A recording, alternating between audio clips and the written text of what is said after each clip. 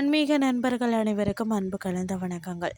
இன்றைக்கு நாங்கள் ஆன்மீகம் சம்பந்தமான பதிவில் தமிழ்நாட்டின் 3வது விசேஷ தலம் சக்தியின் மடியில் விநாயகரை பற்றி பார்க்கலாமா வாங்க. விநாயகர் தனியாகவோ அல்லது சிவனின் மடியில் அமர்ந்தபடியோ இருப்பதை நாம் எல்லாரும் பார்த்துருப்போம்.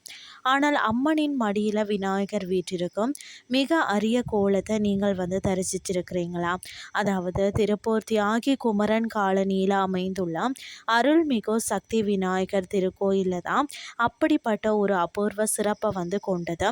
நாமக்கல் மற்றும் பழனிக்கு அடுத்தபடியாக தமிழ்நாட்டில் இத்தகைய அமைப்பை கொண்ட 3வது தலம் தான் இதுவாக இருக்கிறது.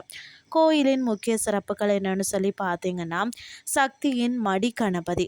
அன்னை சக்தியின் மடியில் விநாயகர் வீட்டிற்கும் மூலவர் கோலம் பார்ப்போரை சிலுக்க வைக்கிறது. அதிசய நந்தவனம் என்னன்னு சொல்லி பார்த்தீங்கன்னா, கோயிலுக்கு பின்னால் இருக்கும் நந்தவனத்தில் வாழும் கருணாக சர்ப்பத்தை பக்தர்கள் அம்மனின் சக்தி வடிவமாக கருதி பக்தி பரவசத்துடன் வழிபாடு செய்கிறார்களாம். அது மட்டும் இல்லாமல் லிங்கோத்பவர் சந்நிதிக்கு நேரெதிர தலவிருட்சமான வில்வ மரம் அமைந்திருக்கிறது. கிழக்கு நோக்கிய அம்மன் சிலைக்கு வலதுபுறம் தட்சிணாமூர்த்தியும் இடதுபுறம் துர்க்கையும் பின்புறம் பார்த்தீங்கன்னா லிங்கோத்வரும் வீற்றிருக்கின்றனர்.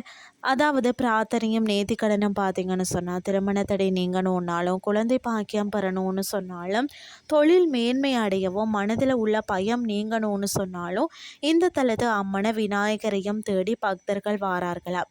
வேண்டுதல் நிறைவேறியவர்கள் பார்த்தீங்கன்னா சோடச திரவியங்களால் அபிஷேகம் செய்தும் பட்டுப்புடவை சாத்தியம் திருமாங்கல்யம் அளித்தும் தங்களின் நேர்த்திக்கடனை செலுத்துகிறார்களாம். வரலாற்று பின்னணி என்னன்னு சொல்லி பார்த்தீங்கன்னா 1971 எளிய விநாயகர் கோயிலாக தொடங்கப்பட்டு தான் பின்னர் பார்த்தீங்கன்னா தந்தரகிரி மலை சாம்ப சிவ ஐயரின் தெய்வீக வாக்குப்படி தான் 2000 ஆண்டில் சக்தியின் மடியில் விநாயகர் என்ற விசேஷ வடிவத்துடன் இந்த கோயில் பிரம்மாண்டமாக கட்டப்பட்டதாம். திருப்பூர் பக்கம் சென்றீங்கன்னு சொன்னால் தவற விடக்கூடாத ஒரு அற்புதமான ஆன்மீக தலம் தான் இது. இன்றைய ஆன்மீகம் சார்ந்த பதிவு உங்களுக்கும் பிரயோசனமாக அமைஞ்சிருக்கும்னு சொல்லி நானும் நம்புகிறேன்.